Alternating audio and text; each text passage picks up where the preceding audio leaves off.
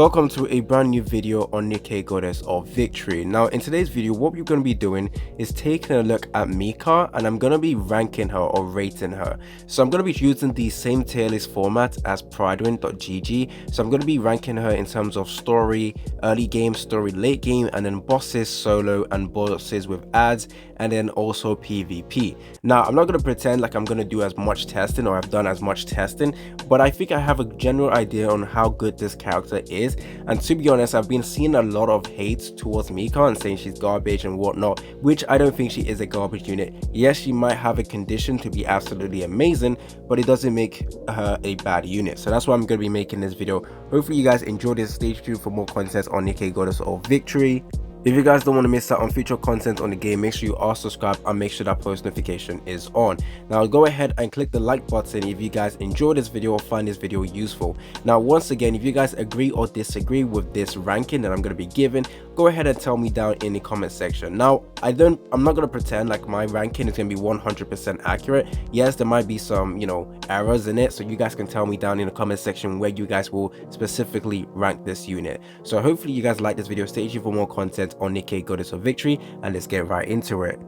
Before I start breaking down the rankings on story, bosses, and PvP, I will just give her a general rating right now. So we're assuming when we're using Pridewin with the triple S tier, double S tier, and S tier and below, I honestly would place her at S tier for now. Maybe A tier if many people want to be too picky or nitpicky with her, but I generally think S tier simply because in terms of buffing your DPS, she is definitely better than Lita, and my Mica isn't even well invested into. So I think right now just testing her compared to Lita is a lot more easier to use. It doesn't have any condition. Lita is just a universal amazing character, and she is a triple S tier character. I think since since Mica has the ability to actually buff a lot better than Lita, or to increase your damage overall better than Lita, I definitely think she does deserve S tier.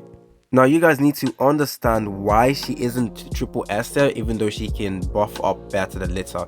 That is because of the conditions she requires to actually be that good, which is essentially you need to stack her skill 1 10 times. So you have to do 120 shots to actually stack her ammo, to stack the buff, sorry. So the buff she gives you is a 2% damage reduction on all your characters, essentially helping you guys survive a little bit. Now if you stack this 10 times, the maximum is 20 times, and then once she stacks it 10 times, she now gives you an amazing buff, which is 40% increase in your max ammo capacity, and this is an infinite buff. This does not run out. This is always going to be there, but it takes a while before she can actually stack up, and that is the main issue with her, and that's the issue a lot of people have with her.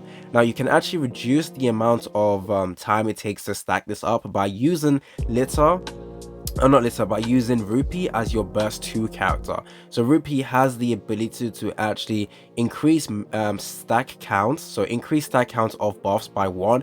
This is to all iron type allies, and Mica is an iron type, so she does actually benefit from that. And also another issue with Mica is the fact that you need to invest into her heavily before you can actually get her to be actually very, very strong. So in fact, her skill 1 and skill 2, you definitely want to get this to 10 because she does become a lot stronger. I did see some people say that the amount of investment you have to put into her is too much compared to the increase in damage.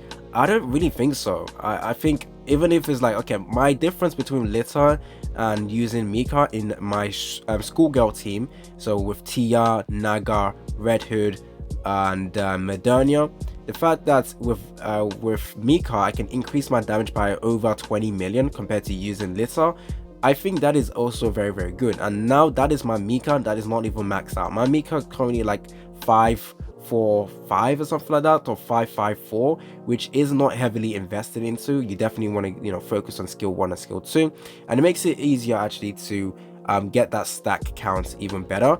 Now I think against bosses, so let's start ranking her against bosses. So against bosses, I do think she might be either S tier or double S tier. The reason why is because with Mica, to stack her buffs 10 times, you need to hit the enemy. Now if you're going against bosses, they have bigger there's a bigger thing you need to hit, so you're not going to be missing your shots, so you're guaranteed to always hit your shots, so hit rate isn't a matter. So essentially you will be able to stack it. Now depending on how long it takes you to stack it, now if you have rupee, I believe the duration or how long it's going to take you to stack it is about, it's like 40 seconds, which is kind of a lot, because yeah, trust me, that's kind of a lot to stack your buff and then give you guys an amazing buff. But still, knowing that their end goal or the end result of stacking is essentially an increase in DPS, it is worth, you know, worth it though. So against bosses, I do think S tier or double S tier. Now with bosses with ads, maybe slight issues, so I probably will say either double S tier still, or S tier as well, or maybe even A tier. You mainly want to be focusing on the bosses, but when you start focusing on the ads, more of your ammo will be lost. Now this is okay, I'm assuming that your Mica is with overload and skills at 10-10, then I'm gonna expect her to have a lot of ammo capacity. So even if you miss some of your shots, it's fine, because you can still hit 120 ammo shots, sorry, without even reloading. So yeah, this ranking is based on the fact that your Mica is overload as well. And if people are going to say the fact that she needs overload and the fact that she needs her skills to be 10, it makes her a bad unit, you guys are sleeping, you guys are smoking. Take a look at Scarlet. Scarlet becomes absolutely, especially Modernia and Scarlet, you definitely need overload gear on them, guys. Like, you really think Modernia is going to be as good as she is without overload gear? Does that mean Modernia is a bad unit? Absolutely not. Take a look at Scarlet as well. She needs a max ammo capacity as well. Does that mean that she's a bad unit? Hell no. So to say that Mica is a bad unit because you want to definitely get her to overload, you want to give her some overload gear, that is just no. As well as taking a look at the skills, and you're going to say, wow, because you need to invest heavily into her skills makes her a bad unit. That is also a no. Take a look at Tia, who is one of the best characters in the game. She needs to get her skill 1 to 6 before she even becomes good. Like, literally, before she can fulfill her role, you need to get her skill 1 to 6. So are you going to say she's a bad unit in general? No, you just have to confirm the situation and accept that she needs this investment, but she will provide you an overall increase in DPS. So against bosses, I think S tier or double S tier. Now, if Pride Ring releases their own and it's wrong, and it's different to mine, sorry, then that is fine. I'm not gonna say I'm better than Pride Ring in ranking characters, but I do think S tier or double S tier for bosses with solo. And when it comes with ads, I do think she's gonna drop down a tier. So if she's in bosses, if she's a double S tier with bosses, solo bosses, then she in bosses with ads maybe drop down a bit to S tier. Now in PvP, I do think right now either A tier or S tier, because that burst regeneration speed is actually quite useful, guys. I do see a difference when I use her, which is actually very, very good. So I do think just because of that, definitely A tier. But obviously, if you guys want to rely on the stacking of the buffs, you don't expect that to be useful in PvP, because it's just going to take way too long. The damage reduction is not going to be proccing to, you're probably going to only have 2%, guys, or even 4% at that. So you don't really need to rely on that. So boss so in PvP, sorry, either S tier or A tier. Now when it comes to the story, I think campaign, she does not become that good in her campaign, honestly. But I don't think she is a bad unit, but I will say probably like A tier or B tier in story. Early story, probably A tier. Okay, I'm just gonna go with A tier for both early and late game. So yeah, that's my ranking. So once again, solo bosses, she is a double S tier or S tier. Bosses with ads, she is an S tier. PvP, I will go with A tier for now, but definitely has probably S tier potential because you can burst as fast as possible. But I think A tier for now, and then for story, A tier or S tier. So that is my ranking right now for Mica. But once again, yes, many people are going to say she's a bad unit because, oh, you need all this investment, but no, that does not make her a bad unit. Now, a lot of people are going to be asking, is this better to go for than your Ludmilla Winter Owner? I think Ludmilla Winter Owner is another character that definitely needs to be used against specific enemies, so enemies with exposed cores, but her damage is actually pretty good.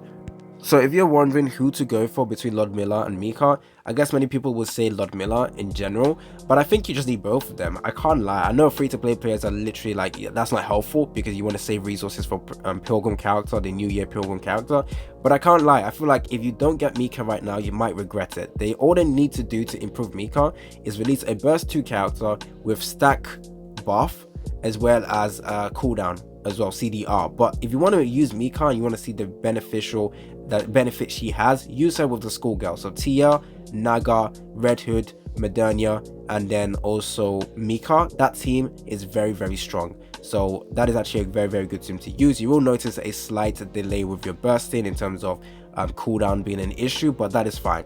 So in general, I think Mica is a good unit, guys. She is a good unit. Don't listen to anyone say she's a bad unit, and just because she needs all of that stuff. Right now, the reason why many people don't like the fact that she needs heavy investment is because we don't have that much resources. All the characters that have been released so far require heavy investment. Tia needs heavy not really heavy investment, but you want to get her skill 1 to 6, which technically counts as heavy investment. We got Tov as well, which you need to get to skill 1 to at least 6 or 7, level 6 or 7. Then we got like Red Hood, who instantly took all our resources because she's so broken. So all the characters that recently got released, we had to invest a lot into them with our resources. So many people don't have the resources to invest into Mica right now, and that's why they think she is bad, which honestly does not make sense to me. She's not a bad unit just because you need to invest into her. Maybe many people, I think people are saying the return isn't that good, but if you use her with the schoolgirls, the return is actually very, very good. That continuous ammo capacity buff is very, very insane. It's been your boy AC Gamer. Don't forget to like and subscribe. Tell me if you agree or disagree. It's been your boy AC Gamer, and I'm out.